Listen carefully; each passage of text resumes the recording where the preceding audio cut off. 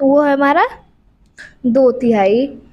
और दूसरा प्रश्न है कि समुद्र तल पर पृथ्वी के केंद्र पे सबसे निकट स्थान पर कौन है? वो है उत्तरी ध्रुव है हमारा।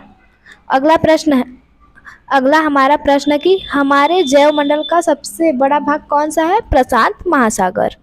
और चौथा प्रश्न है निम्नलिखित में से कौन सा सबसे गहरा सागर है? तो कौन सा सबसे गहरा सागर? वो है दक्षिण चीन का सागर।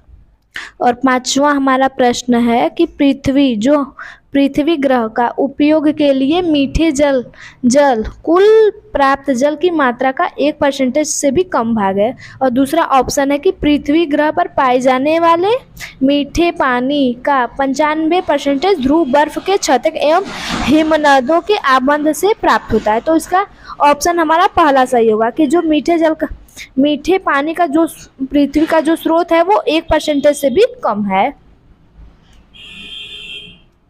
और हमारा अगला प्रश्न है कि छठा प्रश्न 6400 किमी लंबाई तथा 2000 किमी से 2024 किमी चौड़ाई वाला एक कंटक उत्तर एवं दक्षिण अटलांटिक महासागर द्रोणियों के मध्य से गुजरा हुआ हिंद महासागर द्रोणी और फिर ऑस्ट्रेलिया तथा आर्कटिक के बीच से दक्षिण प्रशांत महासागर द्रोणी में प्रवेश करती है। यह कंटक कौन सी है? यह कंटक मध्य महासागरीय कंटक है।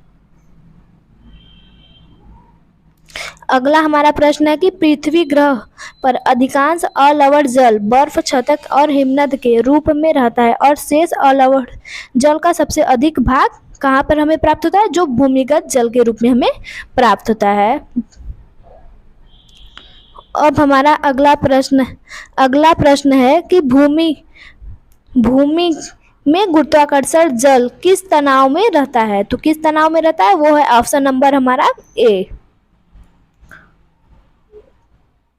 हमारा अगला प्रश्न है कि महासागरीय नीतल का सबसे विस्तृत भाग कौन सा होता है? तो कौन सा होता है? वो होता है गहरे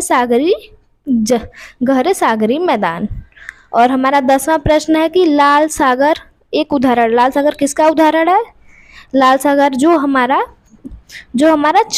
अच्छी द्रोणी का उदाहरण है। अब हमारा 11वां प्रश्न 90